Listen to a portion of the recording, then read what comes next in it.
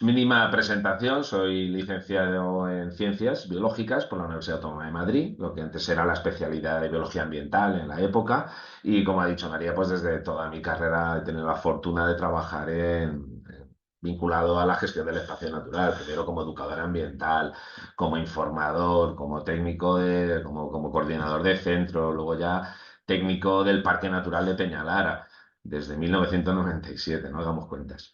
Eh, y ya desde 2013, cuando se formaliza la creación del Parque Nacional, lo que era el Parque Natural de Peñalara queda englobado en el Parque Nacional y todo el personal, que ya en ese momento era mucho, sobre todo, bueno, todo es poco aquí, ¿no? Pero bueno, ya era mucho, pues le confirió a lo que es el Parque Nacional, pues un staff de técnicos, de cuadrillas, de administrativos que bueno, hizo que más o menos el arranque del Parque Nacional fuera rápido. Ya veremos si más cosas, pero bueno. Eh, Actualmente estoy en la zona de La Pedriza, por si alguien conoce la Sierra de Guadarrama, junto con los compañeros de uso público y divulgación, ¿vale? Veo alguna cara conocida, pocas, pero algunas sí. Para los que me conocen, yo soy tremendamente caótico hablando, entonces espero que esto sea lo más didáctico posible. Voy a hablar de muchos temas.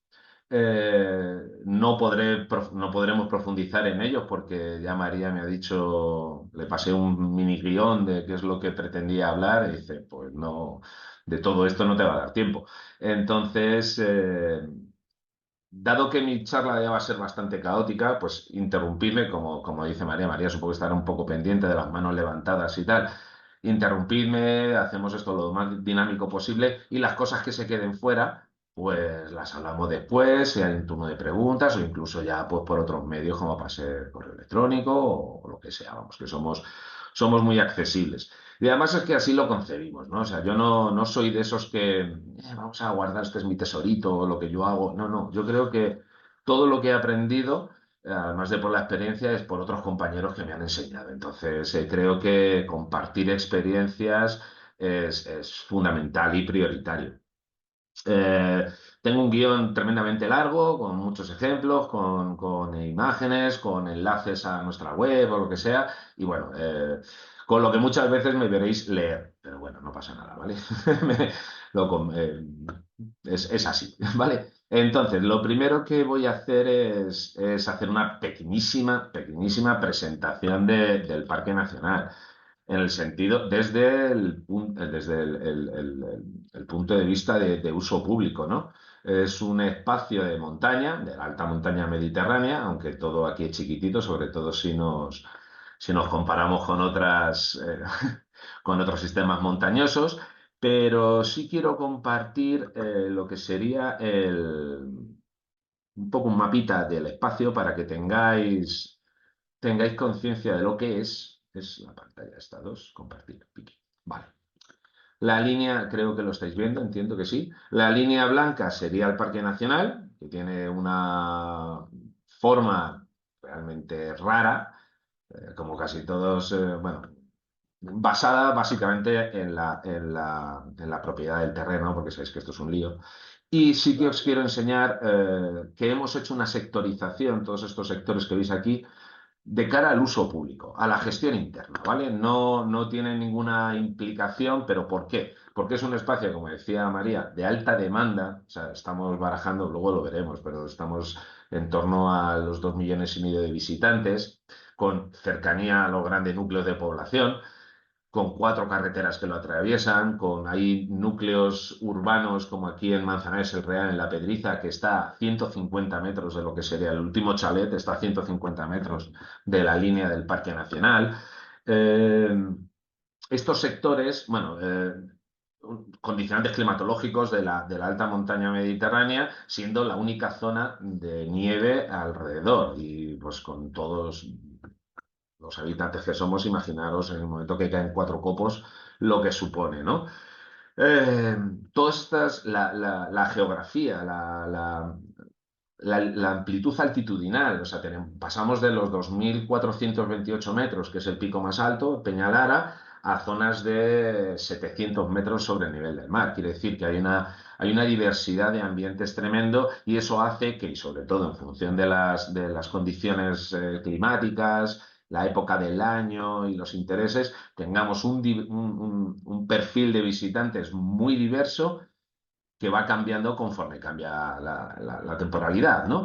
Luego, pues es una zona, claro, está al lado de Madrid y de Segovia. Esto que veis aquí es la ciudad de Segovia, o sea, que es que, de hecho, en la ciudad de Segovia es área de influencia socioeconómica del Parque Nacional. Y por la parte de Madrid, pues tenemos, bueno, claro, no lo hemos dicho, supongo que lo sabéis, pero esta línea de puntos es la gran frontera territorial. Luego ya hablaremos también de lo que nos condiciona esto. Afortunadamente, a nivel técnico, somos uno, ¿no? O sea, la relación con los compañeros de Segovia es como si le estuviera en la mesa de al lado. Pero para otras cosas, lo que es la cambiar de comunidad autónoma, tiene sus cositas, ¿no? Tiene una gran tradición recreativa y excursionista, desde que se empezó a redescubrir la sierra. Es, con todo tipo de usos que se pueda uno imaginar, incluso los nuevos que apenas sabíamos que podían existir, ¿no? Tres administraciones implicadas en la gestión, más los 34 municipios que lo forman, ¿no? Porque aquí tenemos Comunidad de Madrid, Junta de Castilla y León y Organismo Autónomo de Parques Nacionales. Esta zona de aquí es Balsaín. Quiere decir que somos tres administraciones implicadas en esta gestión, ¿no? Y lamentablemente con poca capacidad de actuación, tanto por competencias como por lo que es el hacer cumplir la normativa, ¿no? Bueno, estas son un poco las premisas con las que partimos, ¿no? Eh, Como os podéis imaginar, los problemas son muchísimos. Entonces, voy a intentar contaros cómo concebimos nuestra gestión, qué intentamos hacer con toda nuestra voluntad y cómo nos vamos moviendo, ¿no? O sea, nosotros partimos de la idea básica que la gestión es la compatibilización de intereses siempre bajo el paraguas de la conservación. Eso es así, ¿no? Hay ciertas líneas rojas, hay ciertos toques de atención que tienes que dar a algún jefe si eres un poco bocazas como yo, con con el riesgo de las collejas que nos pueden dar y que recibimos porque es una zona con mucha presión. Es una física sobre el territorio por parte de los impactos, los visitantes, de los agentes sociales que ven esta sierra como suya, ¿no? Los visitantes, la población local, las empresas, en definitiva, es un territorio muy querido, muy aprovechado por muchos sectores de lo más diverso, ¿no? Eh, y me voy a centrar hoy sobre todo en la importancia de dejar todo por escrito, la importancia del dato.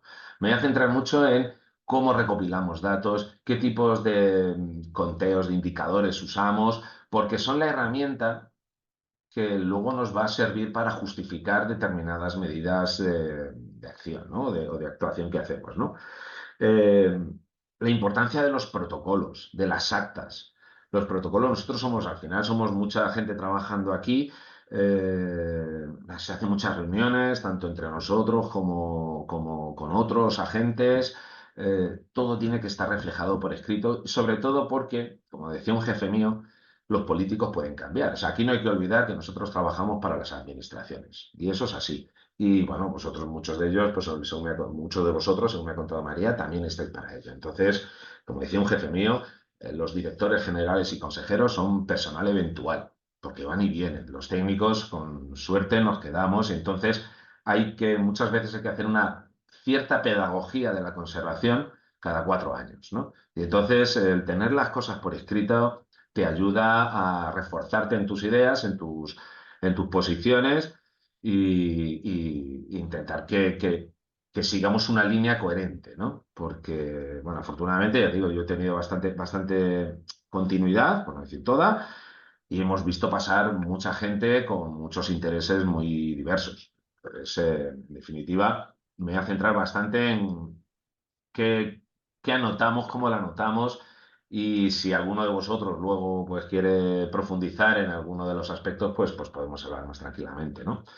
¿Cómo abordamos los problemas? Pues básicamente tres premisas. Conocer, actuar y en la medida de lo posible prevenir, ¿no?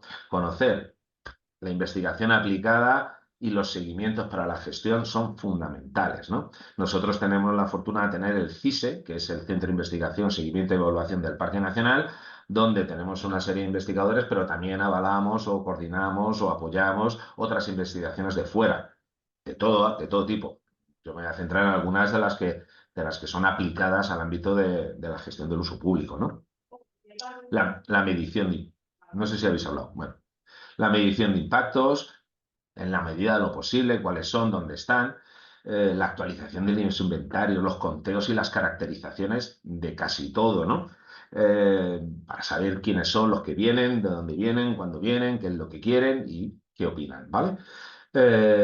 Actuar en la medida de lo posible, como decía, corrigiendo impactos o haciendo una serie de regulaciones dinámicas, algunas de las cuales nos están dando un éxito muy grande, porque si bien nos regimos por el Plan Rector de Uso y Gestión, el PRUG, el famoso PRUG, es un documento tan duro, tan pesado, tan estático, que muchas de las normas o de las ideas que tienes previas cuando lo escribes o lo redactas, a los años te das cuenta bueno, que es que habría que haber cambiado cosas. Entonces, una serie de regulaciones dinámicas que nos permiten actualizar la normativa o las regulaciones año a año, ¿no? Luego hablaremos de esto, ¿no? Las autorizaciones, los controles de acceso, los cupos, en fin. Y prevenir en el sentido de seguir las actuaciones, ver qué va bien, qué va no tan bien, porque yo voy a hablar también de las cosas que no van bien, ¿eh? O sea, yo no soy cargo político, que decir que bueno, aquí estamos para aprender y para compartir lo bueno y lo malo. No me voy a poner medallitas que no me corresponden, y si algo de lo que estamos haciendo no funciona del todo, pues lo voy a contar sin ningún problema, ¿no? Y informar mucho, mucho de lo que estamos haciendo y cómo lo estamos haciendo, ¿vale? Dentro de este conocer qué es lo que tenemos y qué es lo que no tenemos, pues lo primero son los centros de visitantes. O sea, nosotros hemos conseguido, tenemos 5 centros de visitantes más un punto de información en las dos vertientes. Y lo primero que hubo que hacer fue unificar qué contamos, cómo contamos, para qué, para saber qué es lo que tenemos. Se hizo una base de datos conjunta. Voy a compartir esto para que veáis, para que no solo veáis mi cara. En Access, donde al final hemos podido tener que todos los centros de visitantes recojan la misma información, porque cuando se crea el Parque Nacional, los centros de visitantes van cada uno que ya existían. O sea, recuerdo que, bueno, no lo recuerdo porque no lo he dicho, pero antes del Parque Nacional ya había otros espacios protegidos. Hemos hablado de Peñalara, que es donde empecé a trabajar yo, pero está el Parque Regional de la Cuenca Alta de Manzanares, están los Montes de Balsaín, está el Valle del Lozoya. Cada uno tenía su centro de visitantes y lo primero que hubo que hacer fue unificar. Esto insisto porque muchos de los registros que hacemos nos van a alimentar Exceles enormes que nos sirven, que son fundamentales para varias cosas, entre otras cosas para tener todos los datos recogidos de manera diaria, ¿no? Estas bases de datos recogen, pues eso, desde si es consulta presencial, el tipo de la modalidad de consulta, telefónica, correo, de dónde vienen, qué preguntan, los números de visitantes, el tipo de actividad, si buscan solo estancia y refugio, en fin, y sobre qué se está preguntando, ¿no? Además hay un apartado de observaciones que yo os diré cómo lo aprovechamos después de manera lo más eficiente posible para que realmente haya una comunicación entre el visitante y el parque, ¿no? Todo esto, por supuesto, protocolizado. O sea, nosotros al final, ya te digo, son 5 centros, más uno, donde el personal va cambiando y todos tienes que informarles de qué estás contando, por qué, cuál es el objeto y de qué manera tienen que apuntar. O sea, ayer mismo modifiqué el protocolo, o sea, el protocolo se actualiza todos los años, el protocolo lo primero que pone es eh, cambios respecto a la versión anterior, porque realmente incluso gente que lleva ya mucho tiempo rellenando esta base de datos, te das cuenta que puede olvidar, interpretar de manera distinta lo que tú estás buscando en esta base de datos, ¿no? Entonces, ¿cómo hemos hecho esta base de datos? ¿Cómo tenemos el protocolo? ¿Y cómo hacemos las reuniones de información? Lo aparco y si alguien luego me quiere preguntar, pues ahondamos en ello, ¿vale? Esto es porque voy a dar solo pinceladas de lo que hacemos, ¿no? Hay otro apartado que es fundamental, que me costó bastante defenderlo delante de jefes, sobre todo por la implicación del personal que tiene, que es las encuestas de tipificación. Aunque en los centros de visitantes hacemos una tipificación básica, la realidad de nuestro parque es que realmente lo que tenemos son usuarios más que visitantes. O sea, casi todos los visitantes que vienen al Parque Nacional venían ya antes.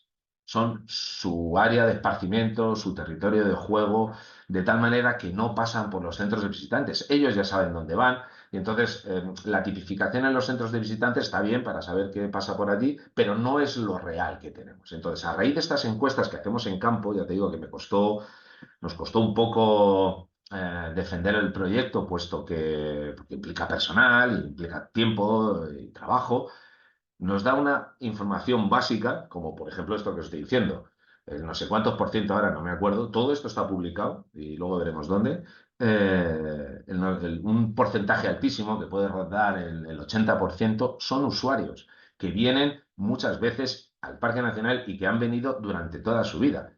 Entonces, en esta encuesta, que también apuntad por si os viene bien, si tenéis que hacer encuestas, estamos usando una herramienta que se llama Kobo Toolbooks, que es, además de gratuita, con lo que facilita todo de cara a los jefes, mediante un dispositivo Android, que puede ser el teléfono, una tablet o lo que sea, se van haciendo las encuestas y se vuelcan directamente en el servidor y tú te bajas un Excel. Esto ahorra tiempo, ahorra fallos, es muy sencilla de manejar y al final agiliza las cosas. ¿Por qué? Porque muchas veces cuando te pones a hacer la memoria anual, y vete tú a saber lo que pasó en septiembre, en mayo, en junio. Hemos hecho las encuestas necesarias, sí, no, se están rellenando bien, se están rellenando mal. Entonces, a poquito que le dediques un tiempo mensual, no te digo ya semanal, a ver cómo va la cosa, puedes corregir muchísimas cosas, porque si no, ya nos ha pasado en muchas ocasiones, sobre todo cuando las hacíamos en papel, que cuando te pones a analizar seriamente la encuesta dices, ahí va, que la estamos haciendo mal, ¿no? O sea, o que determinados encuestadores no tienen claro determinados conceptos, ¿no? Entonces, estas encuestas, pues, nosotros las estamos, al ser perdonad, al ser muy fácilmente modificables en el servidor, te permite, y actualizables, porque tú le dices al sistema, actualízame a este usuario, a este otro usuario, que esos usuarios pueden ser por zonas geográficas. Te permite meter preguntas temporales. Es decir, durante 3 meses quiero saber si vienen con zapatillas o con chanclas, por ejemplo, ¿no? Pues puedes meter esa pregunta, la analizas el tiempo que quieras y luego la retiras, ¿no?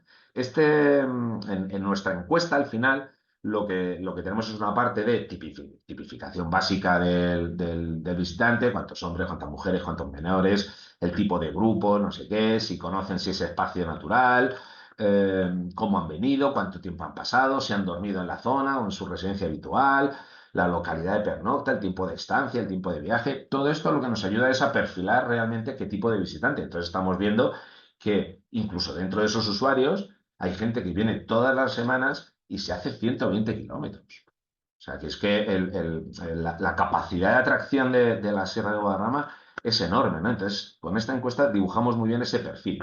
Pero además de saber qué, cómo es el visitante, hemos introducido recientemente un bloque de gasto. Le preguntamos si quieren responder a ciertas preguntas sobre el gasto hecho, que si ha pernoctado fuera de la residencia, dónde y a qué precio o qué coste medio, si ha hecho uso de bares o restaurantes, cuándo, no sé qué, el número de veces, si ha comprado productos. Incluso si utiliza empresas de turismo activo u otros servicios con cierto coste. ¿Esto para qué lo utilizamos? Básicamente para lo que va a ser ahora una tarea que tenemos para este año, que es hacer el programa de desarrollo socioeconómico que depende del Plan Rector de Uso y Gestión. Estas preguntas, que al principio la gente, incluso los compañeros, no eran demasiado partidarios de hacerla, nos está sirviendo porque nos estamos dando cuenta de lo que a priori ya sabías, pero las cosas, cuando las ves por escrito, cambia la percepción. Todos tenemos una, y sobre todo si llevas mucho tiempo trabajando en la zona, tienes tu percepción, pero el dato mata el relato. Entonces yo incluso he discutido con mis jefes, no, el típico el visitante, no, la gente viene, no, la gente va, no, ponlo en cifras. Hazte anualmente una estadística básica, descriptiva, no hay que, o sea, si pudiéramos hacer ciencia, ojalá, pero el tiempo no me da para ello. Entonces, este tipo por ejemplo, el bloque de preguntas o el bloque que también que introdujimos el año pasado sobre la visita, el uso de las aplicaciones de guiado, cuánta gente utiliza el Strava, cuánta gente utiliza el Wikiloc, eh, con qué objeto, si es seguir rutas que tú ya tienes, o sea, rutas de las tuyas, o sea, registrar tu actividad, o seguir o publicar, que es donde supongo que muchos de vosotros también tendréis problemas con Wikiloc, en el sentido que se meten rutas por donde no se debe. Y entonces, pues, este tipo de encuestas rápidas de hacer, bueno, rápidas, al final nosotros tenemos 80 y tantas preguntas. Muchos compañeros se quejan de que es larguísima. Bueno, a mí no me la... Sí, vale, no es no es express, no es una encuesta express, pero la cantidad de datos que te da, por supuesto, esto protocolizado también. Si alguien tiene luego interés en ver cómo lo protocolizamos, porque incluso hacemos en esta sectorización de uso público, las tenemos ordenadas cuántas hay que hacer en fin de semana, en día laborable, en qué zona, todo esto relacionándolo un poco con el nivel de visitas que tenemos, que ya os contaré luego cómo sabemos o cómo eh, más o menos interpolamos el número de visitantes que tenemos en cada uno de esos sectores, ¿no? Otro bloque que también hemos puesto, bueno, más de la valoración tanto de los servicios prestados como del estado de conservación y toda la parte de observaciones que nos puedan hacer, que son muy útiles, sobre todo, ya os diré luego cómo. Hemos puesto también otra parte que es cuánto conocen de nuestros canales de comunicación. Porque lo que está claro, y ya estoy saltando de tema, disculpadme, es que lo que tenemos que hacer es informar todo el rato. Todo el rato informar no solo de la medida o de la norma, sino del porqué de esa norma, ¿no? Y en ese esfuerzo, en ese sentido, hemos hecho un esfuerzo muy grande en nuestra web y redes sociales, que luego veremos, ¿no? Pero claro, ¿cuánta gente sabe de sobre todo, como os he dicho, ¿no? Si son usuarios que vienen aquí de toda la vida a pasar el fin de semana, a montar en bici, a jugar con el perro, a comerse una tortilla de patatas en una pradera, que es una actividad más que recomendable, ¿no? Pues, o sea, tan poquita cama de hospital, eso está clarísimo. Entonces, la historia es qué medida, dónde y para hacer qué. O sea, todo el mundo, bueno, jugar a la pelota o montar en bici o tumbarse en una pradera es una actividad que todos deberíamos hacer. Da igual que sea jugar a la pelota o lo que sea, ¿no? Pero el contacto con la naturaleza es imprescindible. Nosotros no es que queramos, o sea, ya os digo que tenemos 2,5 millones de visitantes. El principal de los problemas que tenemos, o los principales problemas que tenemos, se deben precisamente a ese enorme número de visitantes, ¿no? Lo que hay que hacer es sectorizar, es decir, pues para jugar a la pelota, comerse una tortilla, pasear a tu perro o montar en bici tienes estas zonas. A lo mejor las humedales de Peñalara no es el sitio recomendado para esto otro, ¿no? Entonces, en ese afán de comunicar, conocer realmente el impacto de nuestras redes sociales más allá del número del análisis que hacemos mensualmente o anualmente, nos está ofreciendo también importantes resultados o conocimiento, ¿no? Para luego, en la medida de lo posible, traducirlo en medidas de gestión o de regulación o lo que sea, ¿no? Otro punto que también hemos puesto es los nuevo también y que nos está sorprendiendo, los conflictos con que la gente tiene, ¿no? Además, ya sabéis cómo está la sociedad, estamos muy polarizados, todo es tremendo y sobre todo a raíz de las redes sociales, ¿no? Donde ya la gente no es seguidora, sino adepta a la secta que sea, quiere decir. Para algunos somos el Parque Nacional con Z y un guión, somos nazi con al, ¿vale? Entonces imaginaros el nivel de presión que tenemos en las redes y todo esto. Pues afortunadamente con las redes también bueno, se está acabando, no, no se acaba, pero se intenta mediar y explicar a la gente que lo que hacemos tiene un sentido. Nadie se pone a prohibir porque se levante un día con el pie torcido, sino que casi todas las medidas que tomamos tienen un motivo y eso hay que explicarlo, eso es fundamental, ¿no? Bueno, en definitiva. También eso, como os decía, los encuentros o desacuerdos que haya tenido con otros visitantes, con personal del parque, con otras actividades, porque claro, ya lo sabéis, ¿no? Todos, además si trabajáis en el medio, todos nos sentimos dueños del espacio y a todos nos molesta el resto. O sea, al ciclista le molesta el senderista le molesta el que va con el perro suelto, el no sé qué, patatín, el cazador, el que recoge setas. En definitiva, eh, es interesante analizar dónde están esos desencuentros, esos conflictos, incluso con agentes forestales o personal de campo o con el propio trato que nosotros damos a los visitantes, ¿no? En definitiva, dentro de ese esquema de qué hacemos, el conocer cómo es el visitante, nos parece fundamental y dedicamos gran esfuerzo a ello, ¿vale? Luego veremos en qué se traduce. Insisto, lo del que quiera, yo recomiendo mucho lo de la aplicación esta, hay otras, pero esta es relativamente fácil de usar. Si alguien luego quiere profundizar un poco en el tema, pues lo hablamos, ¿vale? Vale, voy a quitar este de aquí, que si no, no veo, no sé por dónde voy. Vale. Seguimos conociendo, seguimos contando, ¿no? Eh, Conteo de estimación de visitantes. Aquí sí que también le hemos metido bastante esfuerzo. Ya os digo, es un parque tremendamente complejo, no estiman falla, donde entras por una puerta y sales por la misma, sino que aquí hay 4 carreteras, hay una línea de tren, muchos autobuses interurbanos, multitud de pistas que salen del chalet que salen del pueblo. En definitiva, tenemos un nivel de penetrabilidad tremendo. Hacer un conteo sobre o una estimación de visitantes en este ámbito es tremendamente difícil. Entonces, por ejemplo, cosas en estos conteos que hacemos, que a veces la gente me dice, ¿pero qué haces contando perros? Pues sí, contamos perros en algunas zonas.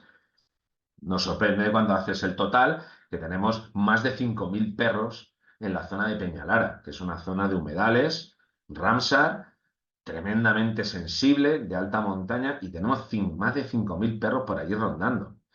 Claro, cuando empiezas a contar y tienes las cifras en global, tenemos más de 5.000 autocaravanas repartidas por los aparcamientos sin tener zonas habilitadas para ello, ¿no? En Pedriza, por ejemplo, que no sé si alguno lo conoceréis, hemos contado directamente más de 300.000 personas y al final lo que nos da, que en 2024, estamos haciendo ahora los cálculos de 2025, han sido 2.400.000 visitantes, ¿vale? Esto son cifras realmente importantes, ¿no? Entonces, el día 2 de enero ya nos están preguntando ya cuántos visitantes han venido. No se lo podemos dar, pero ¿cómo hacemos esos conteos? Primero, con aforadores automáticos. No sé si vosotros conocéis, supongo que muchos sí, las tecnologías que estamos usando, pero bueno, lo comparto aquí. Son aforadores de tipo piroeléctrico que se llaman, que serían estos, se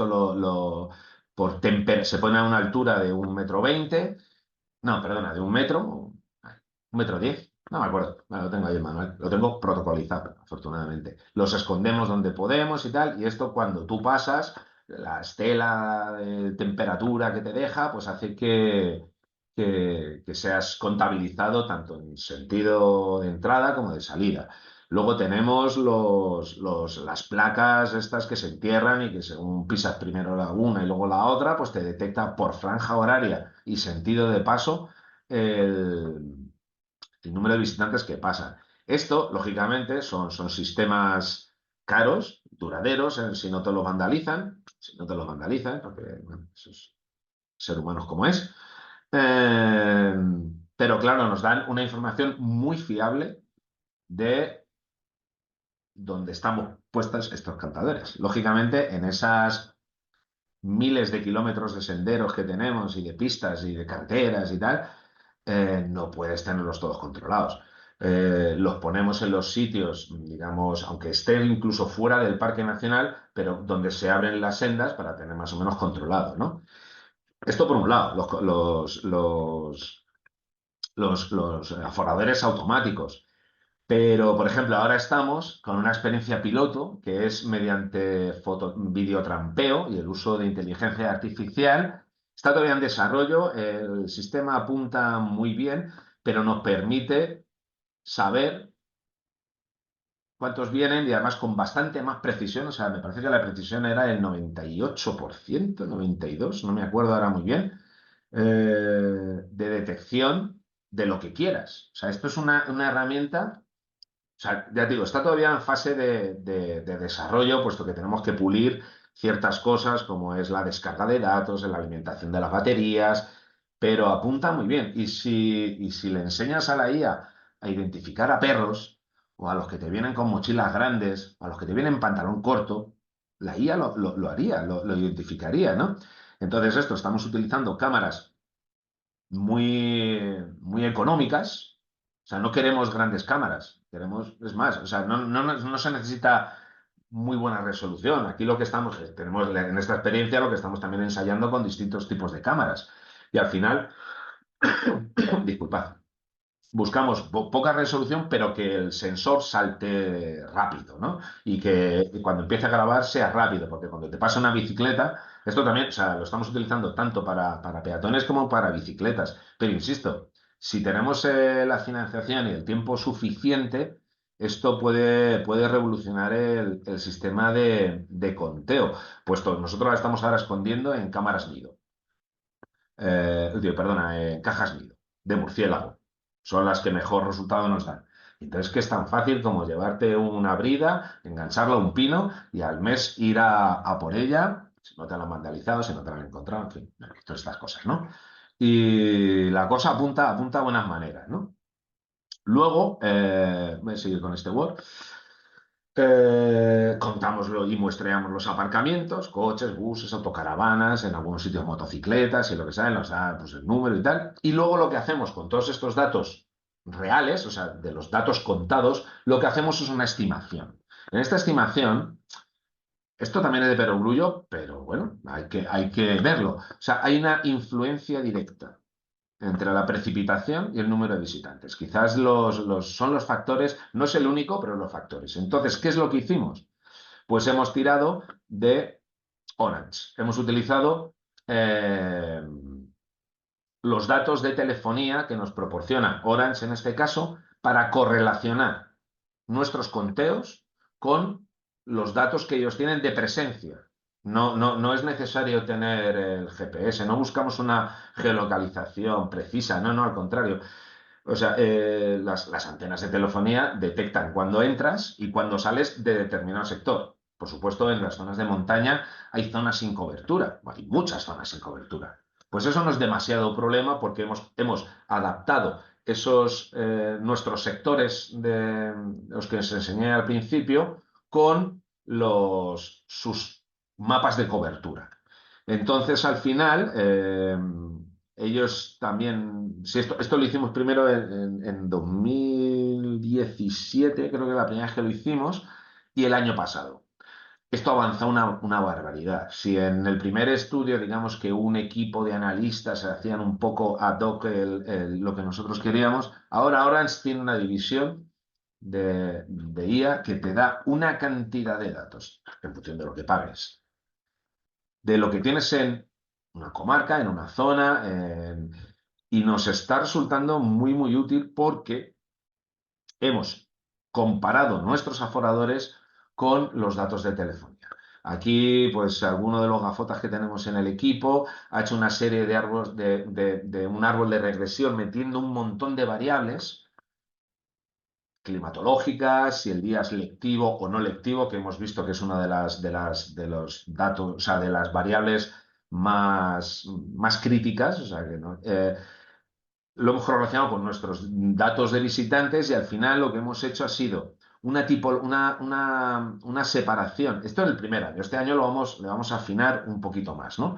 Hemos conseguido 8 tipos de días, porque claro, nosotros al final aquí lo que hemos solo podido, por financiación, solo hemos podido comprar 52 días. Claro, ¿y qué días eliges, no? Pues para elegir los días que a comprar, digamos, de datos, pues hemos hecho este árbol de regresión y hemos dividido el año en 8 tipos de días, donde las variables claves han sido si es día lectivo o no lectivo, laborable o no laborable, la temperatura máxima, la precipitación y la temperatura media. De tal manera que el día tipo 1 es el que menos visitante tiene y que el año pasado pues, resultó ser el 22,5% de los días. Y el día 8 es el que más visitantes tiene y ha resultado ser el 13,2% de los días. La verdad es que nos ha abierto mucho los ojos, porque en esta idea preconcebida que tienes tú de cómo se mueve la gente por mucha experiencia que tengas en campo, cuando ves los datos aquí dices, ah, claro, es que estos días 8 puede ser un 2 de julio o un 5 de enero, porque tenemos mucha nieve y la gente viene al campo, ¿no? Entonces, al final, pues bueno, hemos podido, voy a dejar de compartir ya. Hemos podido elegir los días de muestreo con este árbol de regresión. Es una cosa muy interesante. Para este año pretendemos afinarlo más en el sentido que en lugar de tomar los totales, vamos a ir por sectores, porque como os he dicho al principio, el sector de Fuenfría o de Barranca poco tiene que ver con el de Navarredonda o Balsaín o lo que sea. Entonces, si queréis, también profundizamos en el este, porque Orange me consta que lo está haciendo para comarcas desde el punto de vista turístico, ¿no? Y en función de lo que pague, sabes hasta cuáles son sus preferencias a la hora de comprar en Amazon. Bueno, tampoco tanto, ¿no? Pero bueno, es un dato bastante curioso. Y esto es para el que me lo quiera preguntar, y si no, ya lo cuento yo. Estos 52 días ha sido un gasto menor, ¿vale? O sea que no es loquísimo, no tienes que destinar muchísimo presupuesto. Un gasto menor que son 15.000 masiva, ¿no? Pues con eso hemos conseguido el estudio personalizado por nuestros sectores y bueno, con 52 días que bueno, puede ser representativo. Indudablemente, si hubiéramos tenido más financiación o 3 gastos menores en lugar de uno, si somos 3 administraciones, ¿verdad, Ángela? Que te veo ahí. Es que tenemos a la compañera Ángela que que es de Montes de Balsaín. Pues hubiéramos podido conseguir casi la totalidad del año con lo que hubiéramos afinado mucho más, ¿no? Bueno, otro tipo de estos datos a conocer y para alimentar lo que luego ya veremos que será la estrellita de nuestro manera de tener los indicadores y en fin, ya hablaremos. Otra cosa que hemos hecho este año también, tipificación de escaladores. Para el que no conozca la Sierra de Guadarrama, es un destino de escalada internacional, por el tipo de escalada, la adherencia, la cantidad de sectores, tal, tal. Hemos hecho también con la misma herramienta como las encuestas a los escaladores, porque claro, a ver, si yo puedo más o menos evaluar cuánta gente tengo si me pongo en el aparcamiento, pero ya cuando estás hablando de escaladores, que esto es un laberinto de piedras, es muy difícil llegar a ellos, ¿no? Salvo en los aparcamientos. Entonces, en los aparcamientos pues, hemos hecho nos hemos aprovechado hemos hecho una simbiosis, no es un aprovechamiento, de estudiantes de la Universidad Autónoma Y nosotros, y hemos hecho encuestas en un día intentando coger todos los sectores, o sea, todas las entradas a este gran batolito granítico que tenemos aquí, que os digo que es de fama internacional en el mundo de la escalada. Eso nos ha permitido afinar más, de saber desde qué tipo de escalador viene en cuanto a, a lo que va a hacer, o sea, qué tipo de...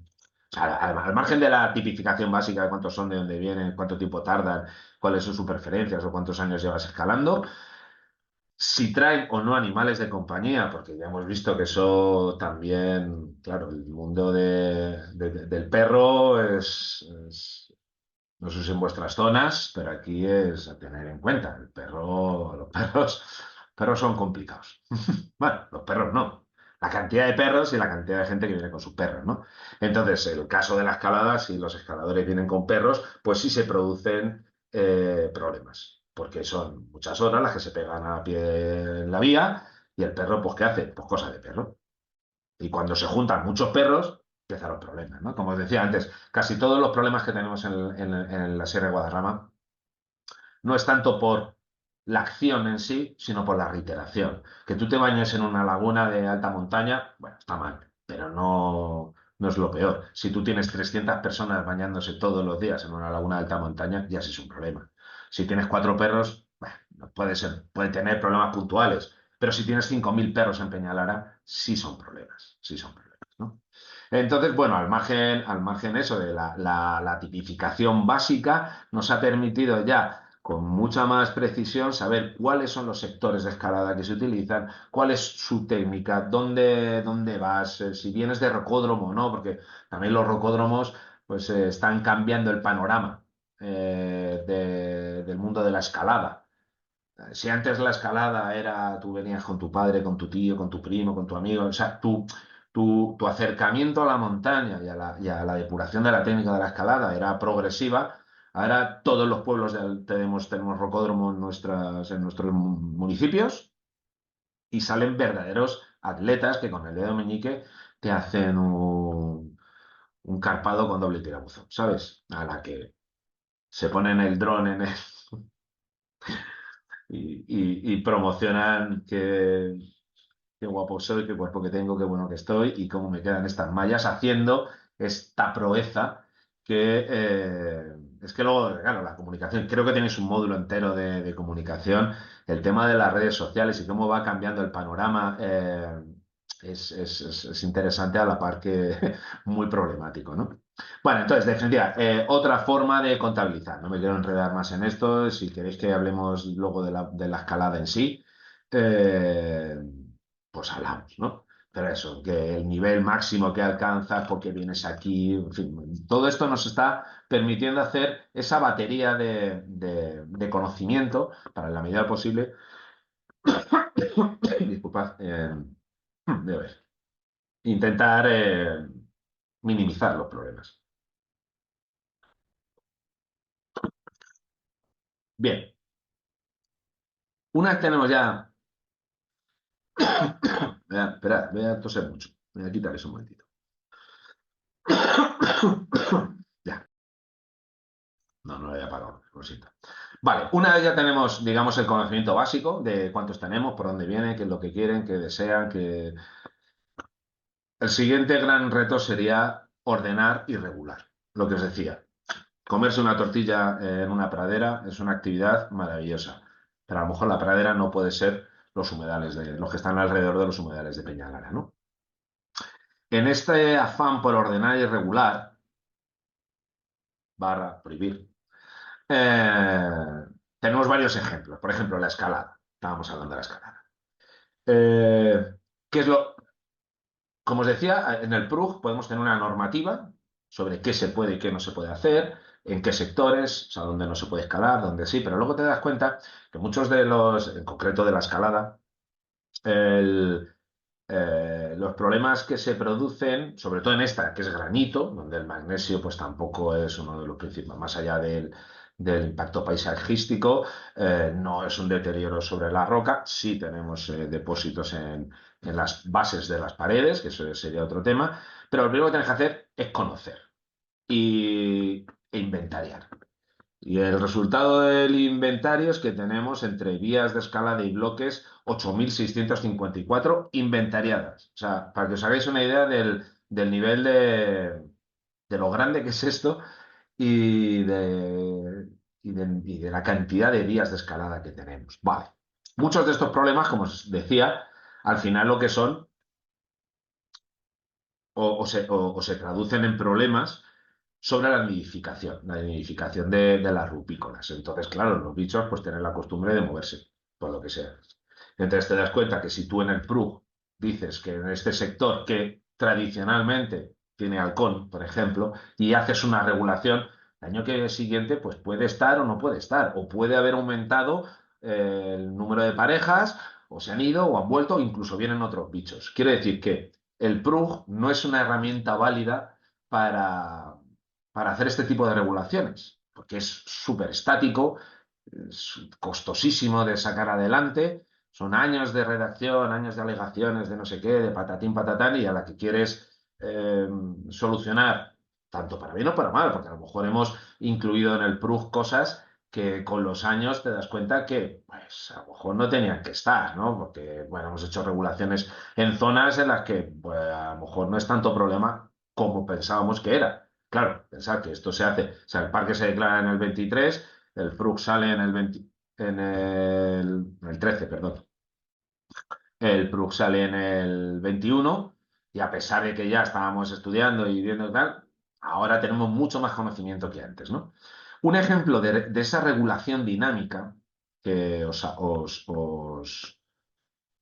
animo a emprender. Bueno, como decíamos antes, aquí, y vuelvo a saltar de tema, lo que es fundamental es hablar, hablar con los interesados. O sea, desde la oficina podemos tener las cosas súper claras, pero hablando con los interesados es cuando puedes llegar, en principio, a acuerdos. Otro ejemplo de que esto es importante ponerlo por escrito, yo he estado, o sea, he sido una de las personas que ha estado negociando con los escaladores este primer dibujo que hicimos en el PRUG, negociaciones más o menos duras, o con los ciclistas y no sé qué, no sé cuántos, pero te das cuenta que con las personas con las que has negociado determinadas cosas, al año siguiente pueden no estar, hasta que les enseñas el acta. Y dices, mira, que la federación ha aprobado esto. Por eso os digo lo de la importancia de las actas. ¿Por qué? Porque nos pasa todos los años, y esto, aunque sea un tema colateral, viene a enlazar con esto, tenemos un comité técnico consultivo de escalada. En ese comité, muy importante la parte consultiva, por lo que sea, está el Parque Nacional, están agentes forestales, están otros parques que nos rodean, como puede ser el regional de la Cuenca Alta Manzanares, las federaciones, las asociaciones importantes de escaladores. Este año vamos a invitar también a algún rocódromo que en el caso de Madrid son muy importantes, como puede ser el Sputnik, y escaladores de renombre, personajes reconocidos en el mundo de la escalada. Ese comité consultivo, que ya digo, que se reúne anualmente, lo que hacemos es ponemos el resultado del seguimiento de los bichos, cuántas parejas, en qué zona, cuáles problemas, qué bichos han sacado reproducción, cuáles no, Se llega a un acuerdo de cuál va a ser la regulación para ese año desde el 1 de enero al 31 de julio, que hemos puesto un periodo muy amplio, sabiendo que unos bichos tienen un periodo más corto, otro más largo, pero bueno, tampoco para no dar demasiadas pistas de si estamos regulando este sector, aunque a poco que sepas lo vas a saber, por buitre o por halcón, por ejemplo, por águila, bueno, tenemos ese periodo. De tal manera que venimos a regular, yo creo que son como 200 vías, 200 o 250. Todo esto está publicado, todo lo que yo digo, luego lo podéis consultar en la web, ya os digo dónde y ya está, ¿no? ¿Eso que nos permite? Nos permite, por un lado, ser mucho más realistas con la situación que tenemos. Si nos aprovechamos de estas federaciones, asociaciones y escaladores de renombre, estamos multiplicando nuestro mensaje, porque ¿quién se va a leer el BOE? Nadie, ¿no? Pues nadie se lo lee. ¿Quién va a entrar en nuestra página? Bueno, pues entra el que tiene muchas ganas o el que está buscando algo muy concreto. Nosotros, al estar esta gente en este comité, digamos que la difusión del mensaje es, además de ser un mensaje más cercano a la realidad, ¿no? O sea, pues si no tengo aquí halcón, ¿por qué voy a seguir protegiendo este sector, ¿no? O al contrario, el halcón está rondando por aquí, pues vamos a proteger este sector. Y esto se publica anualmente por resolución del director general. Eso es para los que estáis, sabéis de lo que viene siendo estas publicaciones legales y el BOE y tal, la resolución del director general es un mecanismo súper ágil. Y de un año para otro puedes cambiar grandes cosas, siempre que no vayas en contra del PRUG, ¿no? Pero esta regulación, además, pues luego todos, vamos a poner otra imagen porque esto está. Eh, todos los años, ya te digo, sale esa resolución. A ver si sale este documento que no sé dónde lo tengo. Que tiene que estar por aquí. Jolín. Abrir enlace. Bueno, pues no sé por qué no se me está abriendo. Bueno, esta no puede valer, aunque no sea esto lo que os quería enseñar, pero este puede valer. Mm, es este. Todos los años, bueno, tenemos cuatro tipos de señalización. Esta grande que está en los aparcamientos y todos los años lo que hacemos es que solamente imprimimos esto. Tenemos tantos carteles como, digamos, aparcamientos donde vamos moviéndonos y de tal manera que todos los años publicamos esto. Luego tenemos el segundo tipo de cartel que ponemos en los accesos a los sectores de escalada, que sería este, donde ya con la fotito, ya que te vas a hacer la foto, pues sombreas qué tipo de regulación tiene, porque la regulación tenemos A, que no se puede, B, B1, que regulamos determinadas sectores enteros, o B2, vías concretas. Y luego tenemos una tercer nivel de señalización, que sería este, a ver si lo veo,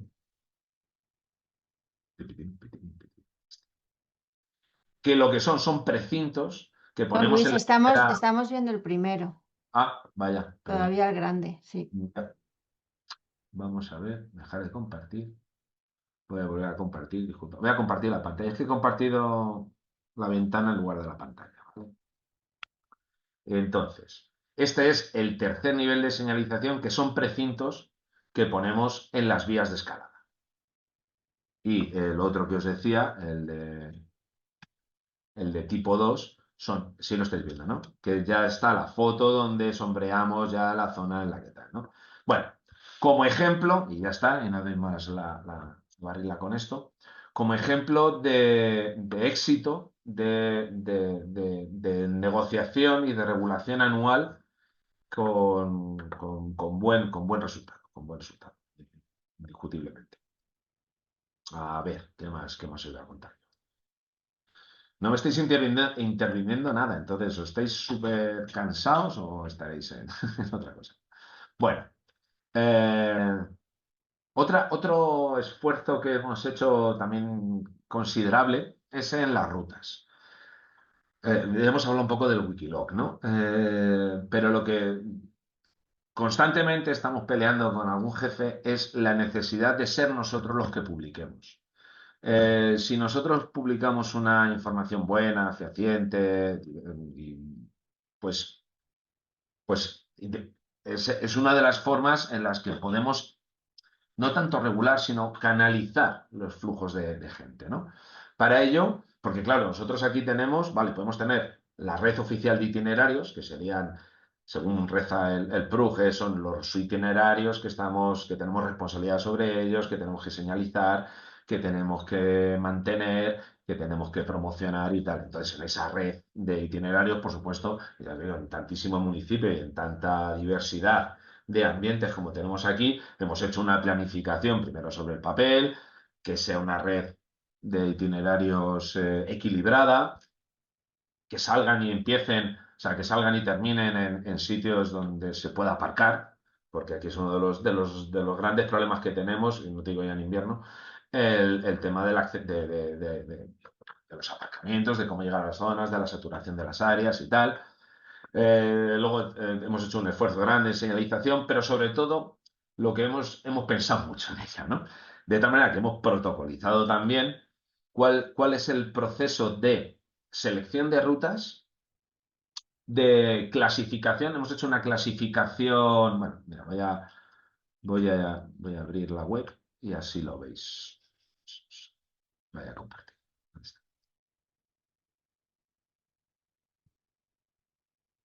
Esto es en nuestra página web, en la parte de rutas y paseos, pues tenemos una serie de filtros donde tipo de público, tipo de recorrido, tiempo estimado, distancia, zona, paraje y si pertenecen o no a la ROI, de tal manera que una de las cosas que hemos hecho ha sido simplificar el MIDE, que supongo que muchos de vosotros conoceréis, el sistema MIDE, en 4 tipos de público: familiar, senderista principiante, senderista avanzado y montañero. Para que os una idea, montañero tenemos solamente 4 rutas, o 5, no 4. Bueno, no, ahora no recuerdo el número, ¿no?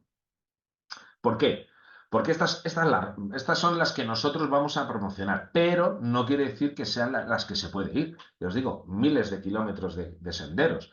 Nosotros tenemos los senderos autorizados, pero no nos vamos a responsabilizar, es que ni tan siquiera de los PR. De hecho, estamos ahora mismo en conversaciones con la federación, porque un PR pues es una movida. Quiero decir, algunos además aquí que van por zonas de montaña, pues te puedes buscar un lío, porque son senderos realmente duros. Entonces, si son de la federación, pues a lo mejor debería ser la federación la que se responsabilizara de su señalización, no te digo ya del Estado, ¿no? Desde luego, lo que sí nos vamos a responsabilizar siempre nosotros es del estado de las infraestructuras. O sea, si hay un puente, si hay y pues es nuestro puente, es nuestra pasarela y lo tenemos que traer, ¿no? Bueno, entonces, en estas rutas, pues no, las tenemos aquí, las estamos difundiendo. Además, aprovechando nuestras redes, tenemos una programación anual de difusión de rutas para que la gente que vaya al puerto de Navafría o que vaya por la Barranca o que vaya al Collado Cabrón, vaya por donde nosotros queremos que vaya. Porque entras a Wikiloc y hay 40.000 millones de tracks a Collado Cabrón. Y muchos de ellos, además es que la gente no los limpia, te ves, es que sale hasta si se has tumbado un ratito a tomar el sol, ¿no? Por no decir otras cosas. Bueno, entonces estas rutas, todo ya te digo, es protocolizado en cuanto a los perfiles, en cuanto a los tiempos, en cuanto a esta simplificación del MIDE, pero luego tenemos una pequeña descripción, tenemos la descripción más grande, unas fotografías, un mapa dinámico donde eh, a ver, aquí, el perfil te va diciendo por dónde va, no sé qué, no sé cuántos. Aquí hay cosas también que luego ya podemos hablar sobre, porque hemos cometido en ocasiones el error de no homogeneizar estos perfiles. Bueno, luego, por supuesto, la descripción así más larga, tiquitín, tiquitín, tiquitín, y los tracks, tanto en KLM, en KML como en GPX. ¿Para qué? Para eso mismo. O sea, por ejemplo, tenemos una discusión clásica con el director del parque, para los que conozcan la Sierra de Guadarrama, que es cuerda larga. Cuerda larga es una de las rutas quizá más conocidas, pero que puede ser muy exigente por la distancia y porque es de travesía, vas de un lado a otro. Pues mi jefe se empeñaba en que no pusiéramos cuerda larga porque es una movida de ruta en el sentido que tienes que llevar 2 coches o hacerte 20 no sé cuántos kilómetros y otros 20 y tantos de vuelta. Entonces, pues no. Nosotros nos hemos puesto muy pesados porque otra cosa no, pero pesados somos un rato, de tal manera que la hemos incluido porque queremos que el que vaya a cuerda larga siga nuestro track. Desde luego, no, a lo mejor por las características. Esta es una de las de montañera, ¿no? O sea, ya te digo que la dificultad no es que sea. Esto no es Pico de Europa. O sea, me refiero que la Sierra de Guadarrama es bastante modesta en altitud y lo que sea, pero puede ser muy exigente. Entonces, bueno, y por supuesto, el MIDE, así, con todo lo que tú quieras, pero una de las cosas que hemos puesto es eso, que es la simplificación de el MIDE a senderista avanzado. Aquí, pues, aquí dice qué es lo que es, también cómo calculamos los tiempos, incluso cómo calculamos las pendientes. En esta descripción ¿Dónde la tenemos? ¿Dónde la tenemos? Bueno, ahora no sé dónde la tengo. Aquí, bueno, de las pendientes y tal. Bueno, claro, no sé si habéis hecho alguna vez un MIDE, pero en función del modelo digital del terreno que uses o la distancia entre tus tramitos pues te serán unas pendientes muy locas. O sea, puede ser bastante distinto si utilizas un programa que otro. O sea, si utilizas la descripción de una ruta que te da Wikiloc o la que te da Strava, no es la misma. Entonces, nosotros lo primero que hemos hecho ha sido un ejercicio de comparativa y de decidir que vamos a utilizar el modelo digital del terreno de 5 metros con distancia de 20, porque es lo que más se parece a lo que hay por ahí. Bueno, todo esto es para deciros, que me lío, eh, que es una manera de intentar dirigir a la gente el estar tú presente y, por supuesto, darnos de alta en Wikiloc. Y además, Wikiloc, que volviendo al tema de las encuestas anteriores, desde luego es la plataforma, es el sistema que más usuarios tiene, donde, claro, cada uno publica lo que le da la gana. Nosotros hemos hablado con Wikiloc, Wikiloc está encantadísima de que el Parque Nacional se anuncie en ellos, nos pone el cheque azul y nos sitúa un poco por encima y nos permite, si vemos porque no es que haya alguien ahí mirando todo el rato, pero si vemos que alguna ruta se mete por donde no debe, pues claro, ya teniendo el respaldo de Wikiloc, entrándoles a los propios usuarios de Wikiloc, diciéndole, esta mejor que la quites o la varíes o por aquí no puedes pasar. Nos está ayudando bastante, ¿no? Y luego estos mapitas, pues también los tenemos impresos. En este sentido también impresos, aunque cada vez estamos dando menos, porque todo esto está colgado en la web, ¿no? Nos estamos aprovechando de la base cartográfica del IGN, no la que tiene los rasters publicados, sino nos han dado claro, siempre poniendo los logos y la autoría, ¿vale? Nos han dado los ficheros vectoriales de dibujo, donde nos permite, pues, meter las rutas que queramos, ¿no? Y luego, pues, a ver, pues eso, un pequeño, bueno, los códigos QR para, este es muy interesante, el de información práctica. Pues ahora hablaremos de la web, cómo la tenemos organizada, pero aquí te estamos hablando desde el estado del tiempo, del estado de los aparcamientos, de los accesos, de si hay o no sectores cerrados, pues yo qué sé, por trabajos forestales, y luego tienes este otro QR que ya te mete a la parte de nuestra web donde te puedes descargar el track para asegurarte que. Pero vamos, hay gente que sigue prefiriendo el mapita en papel. La verdad es que el IGN nos haya cedido esta cartografía nos está resultando muy útil para todos la señalética y todo lo que estamos haciendo por ahí, ¿no? Creo que me estoy ya pasando de tiempo. Voy a tener que reducir bastante lo que no llegue, pues os anunciaré de lo que tendría que hablar y el que tenga interés, pues luego lo vemos, ¿vale? Otro punto importante son los cupos y las regulaciones temporales. Sí tenemos zonas en las que tenemos todo esto recordemos, para intentar gestionar esta alta demanda de visitantes que tenemos, ¿no? Tenemos regulaciones en aparcamientos. O sea, después de muchos años de experiencia, te das cuenta que la mejor manera de regular es controlar los aparcamientos. También tenemos medios de transporte y de hecho eh, venga, lo anuncio ya, aunque era otro punto. Nosotros aquí en invierno tenemos severos problemas porque la gente se vuelve loca con la nieve, ¿no? Hasta el punto que la carretera que comunica Madrid con Segovia se corta, la Guardia Civil la corta en una zona que se llama la Fonda Real, porque se monta tal locura de gente arriba. Bueno, de hecho, en la base de datos este año hemos puesto un botón nuevo que es la gente entra al centro de visitantes solo a buscar refugio. ¿Por qué? Porque los autobuses son los que son. La gente sube incluso con Uber o incluso con particulares que les cobran así como, no sé, bueno, una cosa de Madrid que son las cundas. Bueno, pues hay cundas aquí de gente que sube a la gente a la sierra, pero luego no la bajan. O el Uber te sube, pero como son tarifas dinámicas, si te sube por 20, te baja por 100 euros. Entonces, de repente se montan arriba una locura de gente que no tiene cómo bajar, no hay un sitio donde refugiarse. Entonces es un problema, ¿no?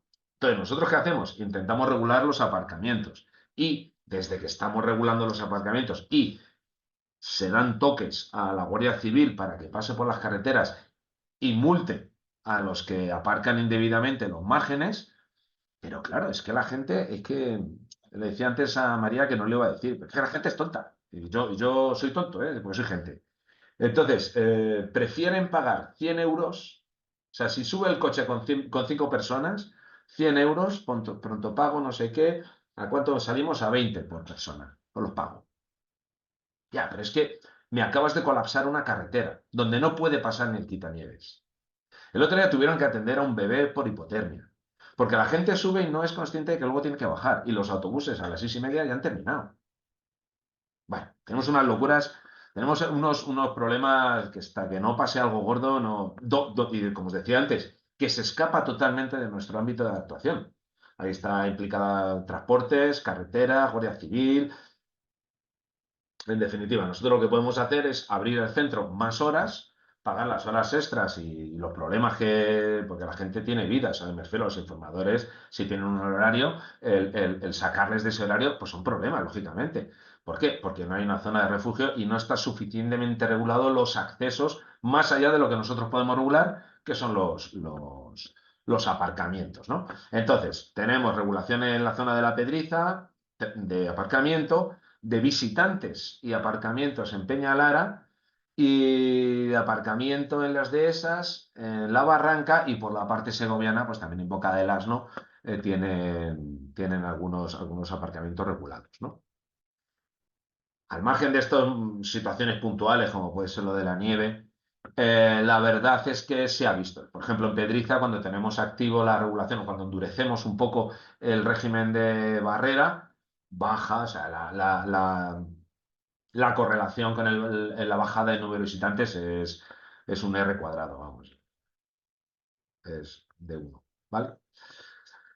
Y ya, dado la hora que es, me voy a centrar casi más en la parte de información, informar, comunicar, ¿vale? Tenemos, al margen de los centros de visitantes, que dos más, o sea, tenemos 5, dos con exposición así más seria y 3 simplemente como atención al visitante y un poco de gestión del visitante y un punto de información. Y ahora en la vertiente segoviana se van a construir próximamente 2 nuevos centros, ¿no? Al final decís, bueno, a lo mejor 7 son muchos. Bueno, pues no sé si para 2,5 millones de visitantes 7 son muchos o no. Aquí todo parece, aunque parece, somos muchos técnicos, mucho personal, no sé qué, pero todo es poco. Todo es poco porque tenemos la idiosincrasia de nuestro parque es la que es, ¿no? Entonces, dentro de esa informar al público, al visitante de qué hacemos, por qué y todo eso, tenemos la cartelería básica. Pero después de muchísimos años de hacer carteles, te das cuenta que un cartel lo tienes que poner por un rollo de responsabilidad civil. Pero para que la gente se lea un cartel, tiene que tener un mapa. Y probablemente solo mire el mapa. Nosotros tenemos mapas, o sea, carteles con mapas, que al final de pasar el dedito, vamos por aquí, se ha comido el sendero, ¿no? Simplemente de pasar el dedito. Pero bueno, la normativa genética la tienes que tener, sobre todo por temas de responsabilidad civil, ¿no? Subsidiaria. Para eso, pues bueno, tenemos el manual de identidad gráfica, que nosotros dependemos o sea, no es que dependamos, pero digamos que una de las competencias del organismo autónomo del Parque Nacional es el tema de la identidad gráfica sobre la señalética, la uniformidad, ya veis que algunos vamos de granate, esas cosas. Bueno, pues ese manual de identidad gráfica lo hemos modificado y tenemos un sistema de plantillas, de tal manera que sean ágiles el cambiar en los contenidos de un panel a otro cuando, pues en lugar de poner prohibido circular en bicicleta, pues prohibido el baño o setas reguladas, ¿no? Tenemos los clásicos, los de la prohibición, donde nuestro presupuesto en renovación de cárteles, sobre todo de determinadas normas, Es llamativo, es llamativo, pero luego tenemos otra serie de carteles que los llamamos didácticos. Y es ahí donde vamos, ¿no? Donde explicamos la norma. Vale, o sea, aquí este cartel, perdona, este cartel estos son es de 80 por unos 60 de alto, zona de actividad ganadera, donde le tienes que, como hemos dicho, que somos todos muy tontos, no te aproximes al ganado, porque aquí el problema esto es una zona de ganadería extensiva, y hay mucha gente, y hay mucho perro, y los accidentes con el ganado se dan. Pues hemos tenido que hacer una serie de carteles donde eso, no interactúes con los perros guardianes, lleva a tu perro atado, no molestes a los, no les des de comer, déjalos, o sea, cosas que serían más o menos de perogrullo, pues los hemos tenido que explicar. Afortunadamente, o sea, estos carteles, bueno, ahora vamos a hacer una tanda de sendero no utilizable por bicicleta, ya veremos el resultado. El resultado en cuanto al número de carteles que tenemos que reponer. Pero, por ejemplo, este de las mascotas nos está dando muy buen resultado. Es de los carteles que es que no ponen ni una pegatina. Pones un cartel prohibido montar en bicicleta o prohibido el baño y ya tienes problemas de vandalismo, ¿no? Sin embargo, estos carteles didácticos, la verdad es que nos están funcionando bastante bien, ¿no? Tenemos información itinerante también, quiere decir que sobre todo en determinadas épocas, cuando hay que aumentar la plantilla de informadores, puesto que ampliamos los horarios, hay un momento de solape de informadores, pues además de tener un protocolo de cómo comportarte, qué hacer, patatín, patatán, lo que os decía antes del registro de incumplimientos. Bueno, y volviendo a lo de antes, que los carteles están muy bien, pero no se lo lee nadie, lo que verdaderamente funciona es la información verbal. O sea, por ejemplo, en estas encuestas también, y salto otra vez de tema, cuando algún compañero se me queja de que la encuesta es larga, digo, sí, estoy de acuerdo, pero vale, yo la encuesta la puedo hacer en 7, 8, 10 minutos. Pero en la mayoría de las encuestas que yo hago, me tiro 20 minutos más hablando con el paisano o la paisana porque aprovechas para contar. Claro, en esa encuesta que hacemos, pues salen muchas cosas y yo ahí no se contesta. Mientras hacen la encuesta, se contesta y luego ya explicas. La información itinerante es un vehículo excelente de comunicación con el visitante. Pero bueno. Y luego la otra gran apuesta que hemos hecho de comunicación exterior es la web. De verdad que os recomiendo que le echéis un vistazo. La web está muy... Todo esto con medios propios, también hay que decirlo para bien y para mal. Para bien, en el sentido que es mucho más ágil si lo haces tú. Si tienes que cambiar un contenido de la web, es llamar al compañero que tiene las claves y donde digo, pongo Diego. O añádame esta ruta. O añádame este aviso de que estamos haciendo trabajos forestales y tal. O que la carretera se ha cortado por el motivo que sea. Eso en cuanto a lo bueno. Lo malo, que ninguno somos profesionales de esto. Y bueno, pues hay cosas que se aprenden con la experiencia, hay cosas que te salen mejor, hay cosas que te salen peor, tanto en la web como en las redes. Pues, tenemos un grupo interno entre nosotros que vamos preparando las campañas, hacemos incluso los calendarios de las campañas, elaboramos los contenidos y un compañero lo sigue. Y al final, o sea, lo lanza. Y al final es que estamos en todas las redes. O sea, redes que ni tan siquiera mi jefe sabe que teníamos, a pesar de ser jefe. Pero bueno, sí, pues tiene otras cosas que hacer, ¿no? Pues eso, estamos en X, en Instagram, en Telegram, en los que hay, en WhatsApp, en Threads, en Facebook, Wikiloc, YouTube y nuestra página web.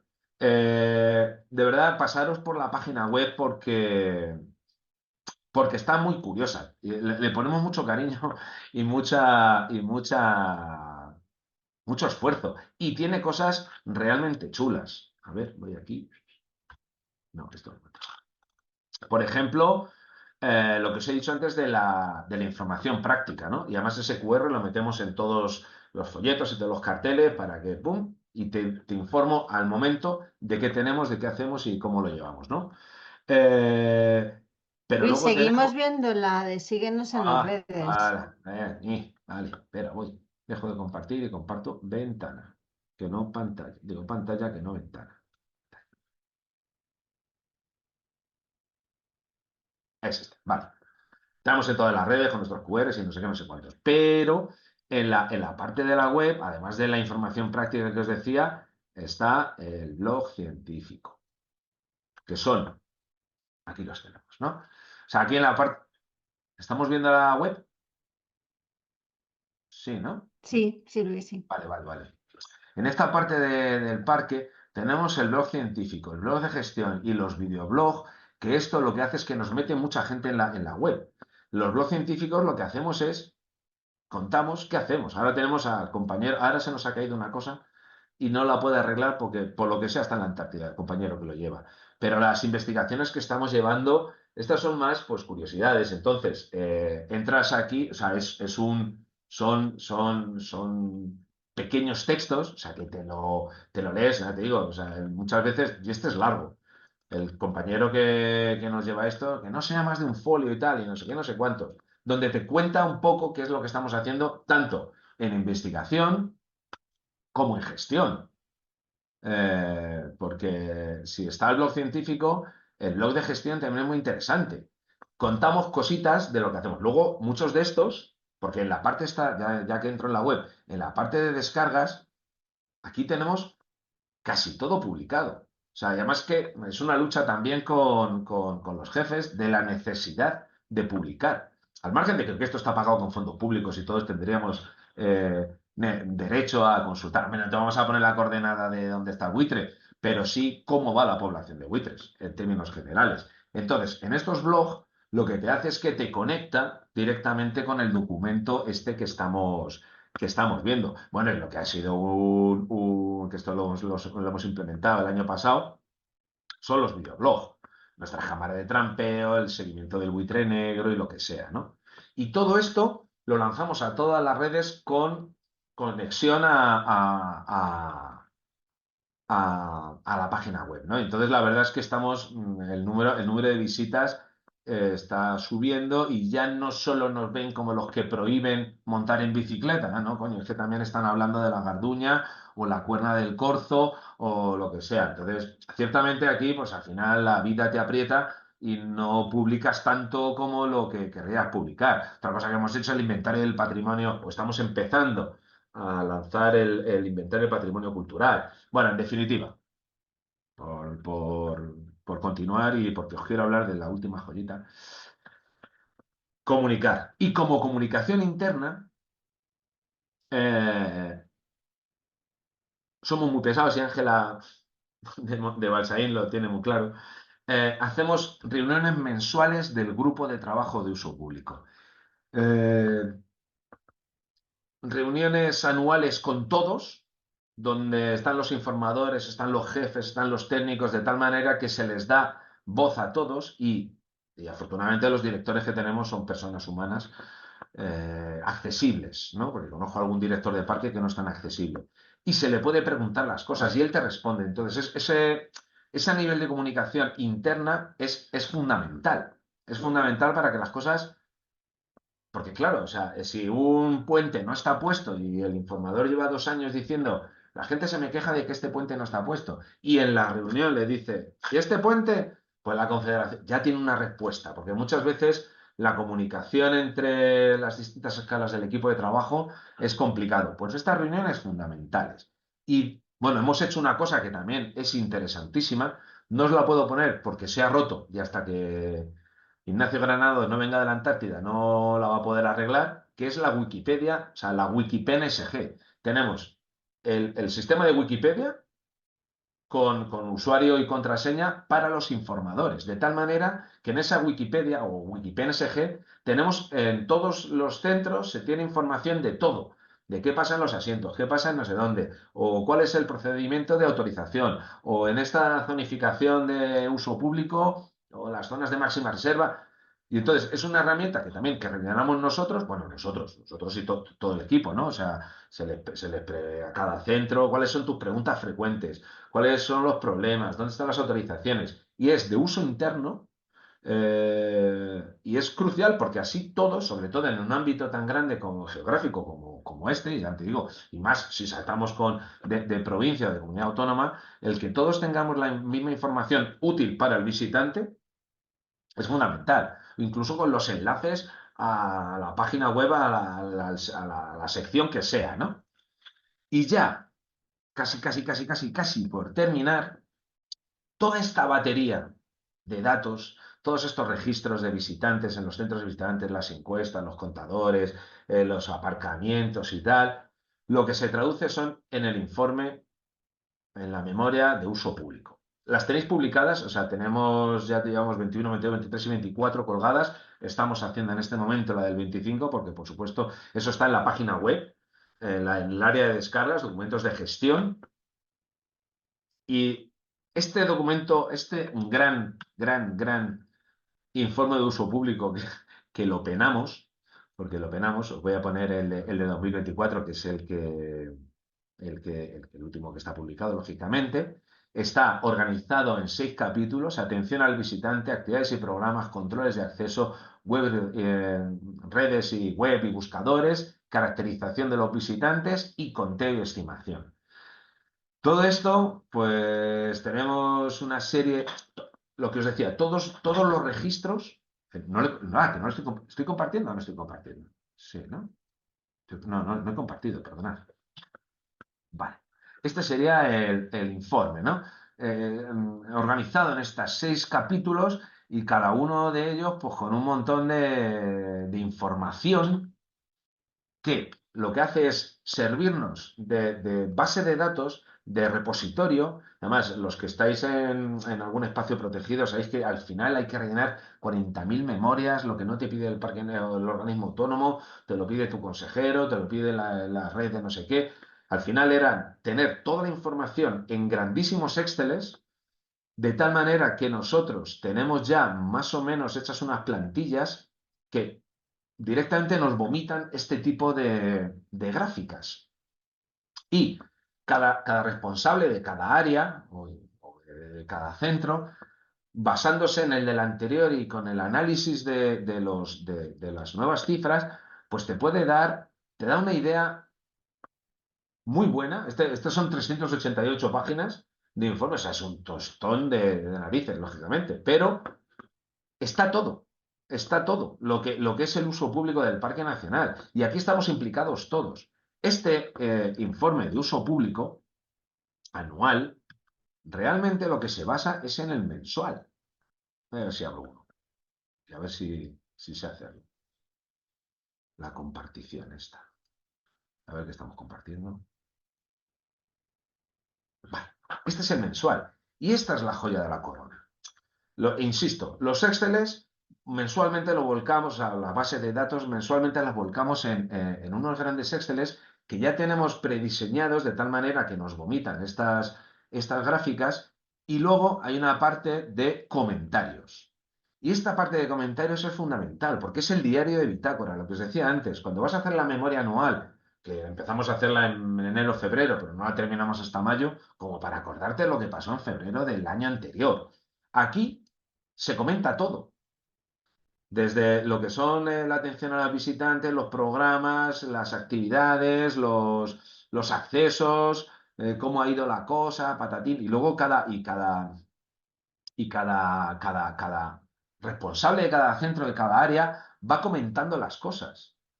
Esto es lo que nos alimenta o lo que nos sirve de base para esas reuniones mensuales del grupo de trabajo, que puede ser un tostón, porque las tienes todos los meses. Bueno, intentamos que sean más o menos ágiles, aunque como somos todos unos chapas, estáis viendo, pues algunos más que otros, pues, 1 hora y media, 2 horas no nos la quita nadie, pero se agilizan, se responden a muchas cosas. Otras no, otras ya te digo, el problema de la nieve en Peñalara o en Los Cotos o el corte de carretera, pues vale, no. Y hacemos este informe que se lo mandamos a los jefes, que se lo suelen leer.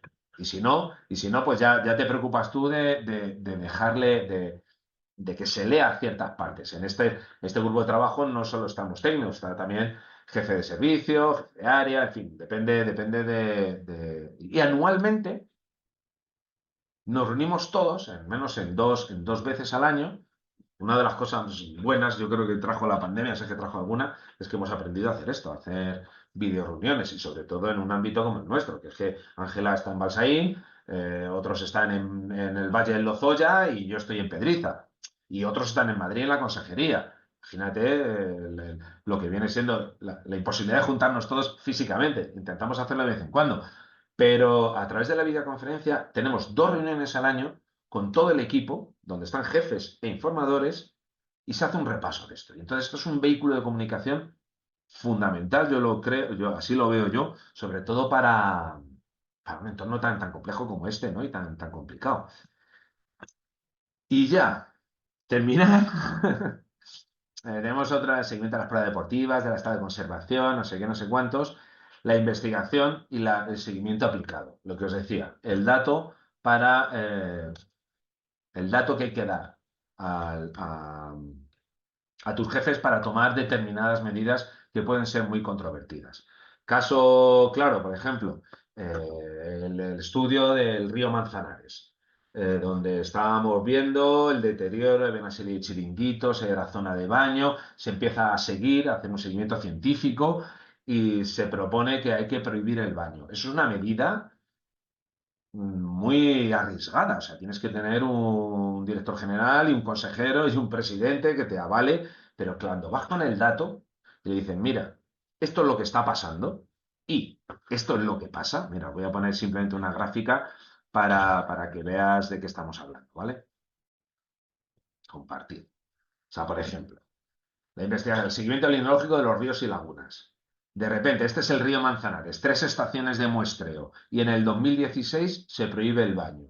¿Cómo mejora la calidad de toda la... Bueno, la estación de muestreo más alta ya estaba bien desde el principio, pero sobre la que tenemos más baja. ¿Cómo mejora la calidad del río a raíz de una regulación, una prohibición, como puede ser la prohibición del baño? Ante esto, pues es que es incontestable, ¿no? Luego otras investigaciones. Bueno, esto también, en cuanto al río, esto es he puesto aquí el ejemplo del Manzanares, pero el cortar el paso en la zona de Peñalara, en el deshielo, porque se están colmatando algunas lagunas debido a la erosión del barro y tal, o apoyar otras. Esto lo hacemos nosotros, pero luego estamos apoyando otras investigaciones, como puede ser el impacto real, medido, incluso sacrificando, haciendo 1000 pasadas en una zona donde no pasaban antes, bicicletas y carreras. Y ver realmente cuál es el impacto de la bicicleta o de una carrera de montaña en una zona, o el impacto de la escalada, tanto en la pared como en la vegetación de las fisurícolas, como en la base de la pared. O otro estudio que estamos apoyando ahora, el efecto del pisoteo en las comunidades vegetales de cumbres. Esos son ejemplos de investigación aplicada que nos sirven, con suerte, para tomar medidas de gestión. Y es la 1:30. ¡Hala! Y 34. Me he pasado 4 minutos. Lo siento. Os he avisado. Haber elegido susto. Soy así de pesado, pero hay muchas cosas que contar. En definitiva, esto es lo que hacemos. Si alguien tiene, bueno, ahora si tenéis, yo no tengo prisa. Si queréis hacer alguna pregunta o lo que sea, intentaré contestarla. La que no pueda, diré que no. Y si hay algo que podamos contactar en privado, por ejemplo, el uso del cobo o lo que sea, pues sin ningún problema. María, todo tuyo.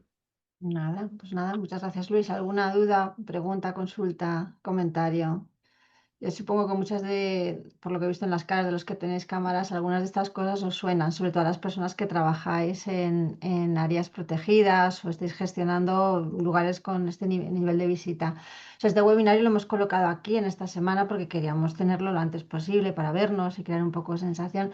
Pero todas estas cosas de las que ha hablado Luis vamos a profundizar la semana que viene, que vamos a hablar de gestión, de planificación y gestión y en la siguiente de comunicación. Así que muchas de estas cosas que he ido contando las veremos más desbrozadas y tal, pero está fenomenal tener esta imagen.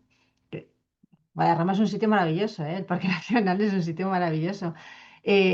Pero pasan muchas cosas y es un buen ejemplo. No sé si tenéis alguna consulta, algún comentario. Nadie, una persona que se anime. Hola, sí, yo quería preguntar una cosa. Hola, Jorge. ¿Qué tal? A ver si así se escucha mejor, si me Mucho mejor, arreglas. sí. Vale, bueno, gracias Luis por la charla, enhorabuena. Quería A preguntarte vosotros por respecto a las vías de aguantar. escalada, Sí. ¿permitís que se equipen nuevas No, o sea, no, está no. totalmente O sea, prohibido? hay reequipación con autorización. O sea, ya te digo, 8.000 y pico vías, ya son vías, a eso me refiero. Eh, entonces, en el PRUG ya pone que no se permite la equipación de nuevas vías. Lo que sí se permite es la reequipación previo estudio, autorización y pasan por ese comité técnico consultivo de escalada. ¿Vale? Bueno, se pasa lo que es el procedimiento, aún así ya te digo que, bueno, pues hay algunos que no la juegan y le autorizas a reequipar una, porque algunas de estas vías tienen más de 100 años. Lógicamente se ha ido renovando el material, pero claro, el material también se deteriora. Y alguno, pues nos la ha jugado, ya la que te reequipa una vía te abre tres nuevas. Entonces le tienes que coger de las orejas y denunciarle, y, en fin, esas cosas. Pero apertura de nuevas vías no se permite. Vale, Hubo un intento, perdona, hubo un intento en el plug pusimos que a lo mejor se podía, como se dice, cambiar una por otra, porque muchas de estas 8.000 vías, pues muchas tienen complejidad o son muy parecidas, ¿no? Pero como nosotros antes esto era Parque Regional de la Cuenca Alta del Manzanares y ya ponía que no se permitían abrir nuevas vías, aunque de esas 8.000 7.500 se abrió durante esa época, nos denunciaron y el juez dijo que por el principio este de no, ay, no recuerdo cómo se llama técnicamente, pero que no puedes bajar la protección, si en el anterior proof del otro espacio protegido decía cosas como, por ejemplo, que no se puede usar magnesio, aunque aquí en la escalada sin magnesio es absolutamente inviable, eh, intentamos hacer esa permuta de vías y nos lo echó para atrás, entonces lo hemos tenido que quitar del proof. Ujú, vale, muchas gracias. Luis, relacionado con esto de la escalada, en el chat a Diego Berger, que no tiene micro, Ah, te lo leo. Dice, tengo una petición respecto a la señalética de escalada. En La Rioja andamos en un proceso parecido de regularización e inventariado y preguntas a entidades relacionadas y toda esta información de señalética nos sería útil como inspiración para ver cómo podríamos ponerlo en el territorio. Dice, si nos puedes proporcionar ejemplos de señalética nos sería sí, genial. No incluso yo ahora, creo. pero... No, yo creo que incluso en Y la si web, no, yo os voy a dejar sí, lo mañana, hablamos. cuando esté la Mm, grabación del webinario, os pongo la web, en la dirección de la web y os pongo el correo electrónico de Luis, para que estas sí, peticiones quizás lo podéis hablar y él os pasa pero en la web yo creo que tenemos ejemplos, ¿eh? los ejemplos de las señales. Mm. Vale. Y Bárbara, sí, Sí, bueno, yo tenía la pregunta de, no sé si me escucháis. Sí, Ah, vale, que se me estaba atascando la imagen. ¿Cuánto se multa? Quiero decir que al final pues se invierte mucho esfuerzo en diagnosticar, en ya. regular, pero luego para la gente que no cumple, ¿qué porcentaje realmente es Pues es que no castigable? lo sé. Es que no lo sé porque realmente es que como no tenemos competencia, o sea, nosotros somos técnicos, o sea, no soy agente de la autoridad, yo no tengo capacidad de sanción, bueno, de proponer sanción, ni la quiero. Entonces están los agentes forestales y está el SEPRONA. Yo os digo que tenemos, o sea, el SEPRONA, no sé si te lo comenté a ti, Carmen, o a todos, hay dos unidades humanas, o sea, dos personas, dos SEPRONA para un área que, bueno, para los que conozcan la Comunidad de Madrid, va desde el puerto de Somosierra a Cerceda. O sea, te estoy hablando a lo mejor de 30 y no sé, 40 municipios, algunos muy grandes. Y hay dos guardias civiles para todo ese territorio.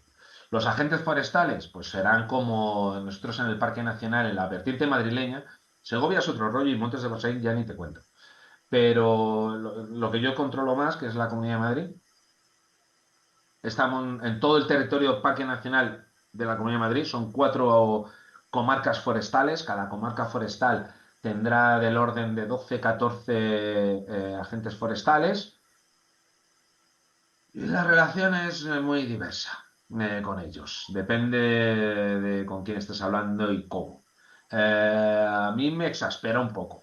Yo tengo amigos que son agentes forestales. Después de tantos años aquí trabajando, imagínate, algunos son amigos, pero no hablo con ellos de trabajo porque me enfado.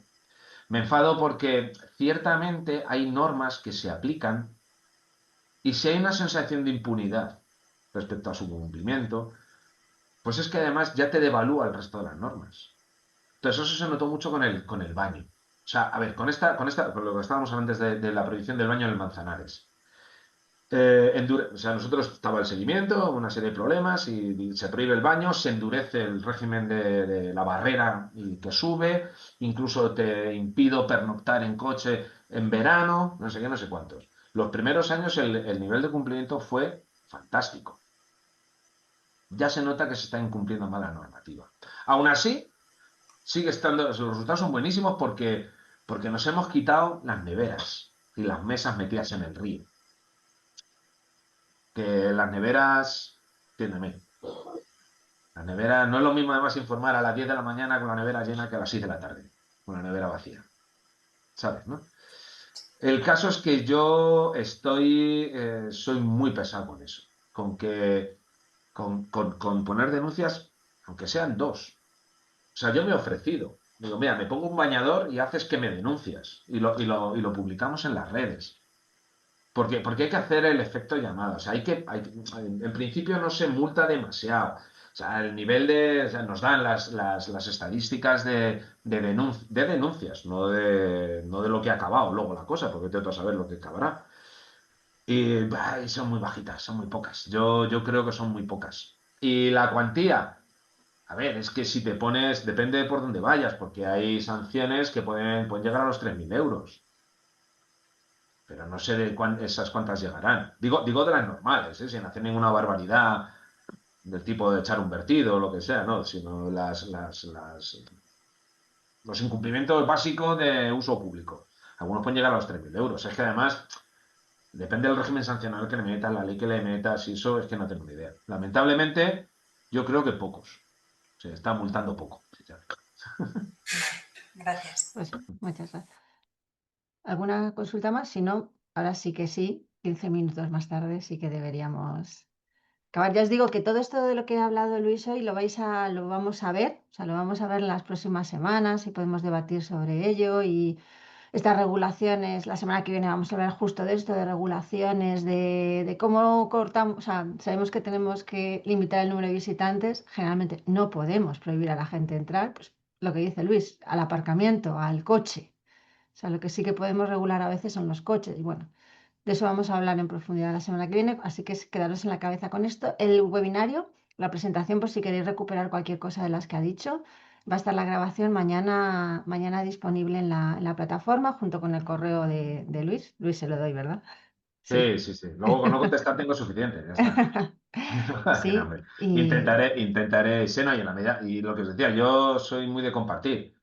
Si alguien quiere un protocolo, si quiere una base de datos, si quiere pues yo se lo doy sin ningún problema, vamos, luego ya lo adaptáis. pues Venga, muchas gracias. un saludo a todos. Hasta Gracias. luego, adiós.